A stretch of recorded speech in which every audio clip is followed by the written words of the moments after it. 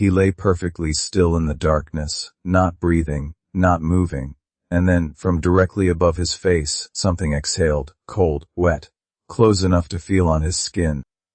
What fills the room? Part 3 of 4. I have lived through an earthquake. I have held the hand of a dying man. I have received news that ended the life I knew and had to find a way to rebuild it. I am not a man who falls apart.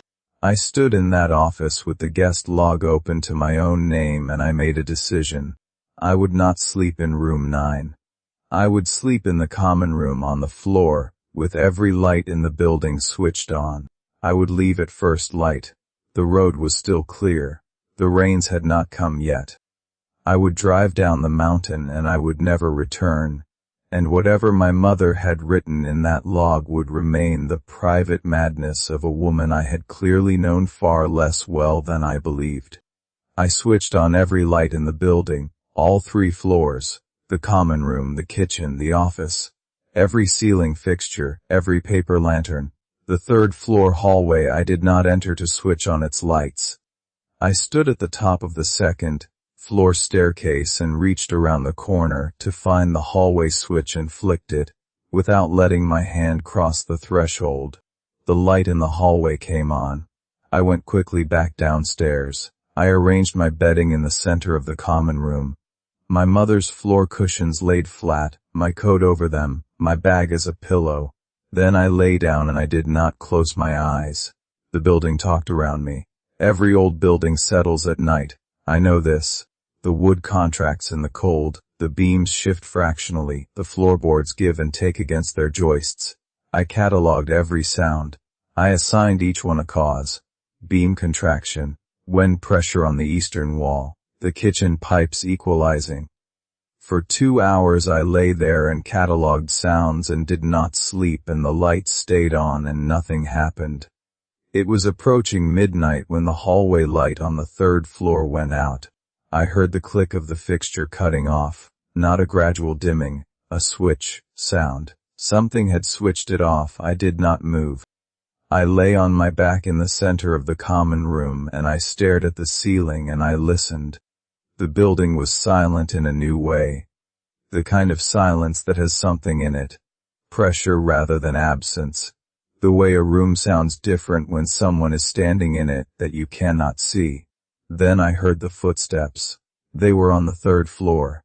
They were slow and dragging, like something moving with one foot that did not fully lift off the floor. And they were moving from the far end of the hallway, from room 9's end, toward the staircase. I have never been as cold as I was in that moment, not the air, my blood. The cold came from inside me and spread outward. And I understood for the first time in my life what it means to be unable to move from fear, rather than from a conscious decision. The footsteps reached the top of the staircase. They stopped. The silence that followed was the worst silence I have ever sat inside. Then the 2nd floor hallway light went out. The click of it was very precise. I was in the common room. The common room light was still on. I was telling myself this. I was reciting it. The common room light is still on. I am in the light. I am in the light. Something came down the stairs. I know it because I heard it. The boards compressing under a weight that moved slowly and without rhythm. Not the regular alternating pattern of a human step, but something uneven. Something that moved as though it had forgotten how stairs work and was navigating them by memory. It reached the bottom of the stairs. I heard it enter the 2nd floor hallway. One light left. The common room. I was staring at the ceiling and the common room light was on and I was telling myself to get up and I could not get up.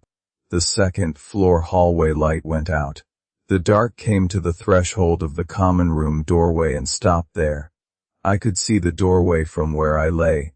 The light in the common room was still on. The dark pressed against the threshold like something solid. And then I smelled it. The smell that had been beneath the cedar and the incense when I first entered the building. The standing water smell. The closed room smell.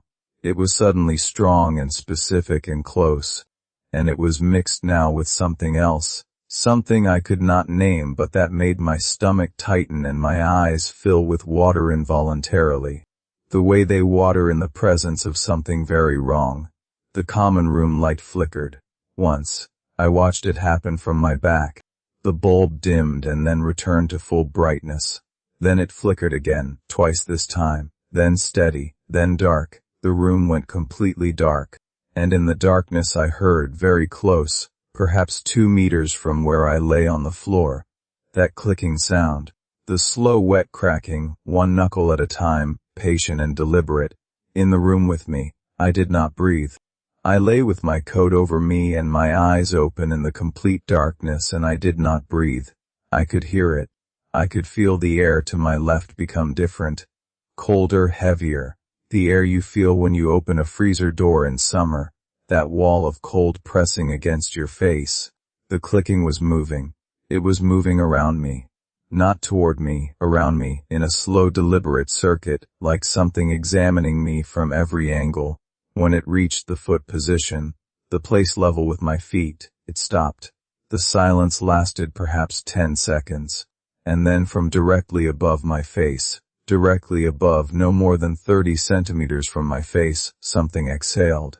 I felt it on my skin. Cold breath, slightly wet.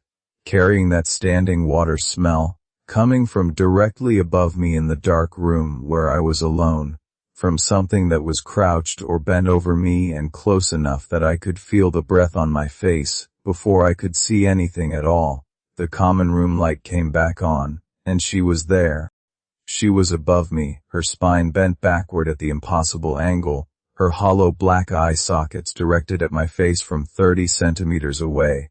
Her blackened curling fingernails hovering above my folded hands. And her cracked unhinged jaw had begun to move, clicking open and closed, as though she had been waiting all October to say my name. That's it for part 3. Follow Untold Lores for part 4. Like and subscribe for daily stories.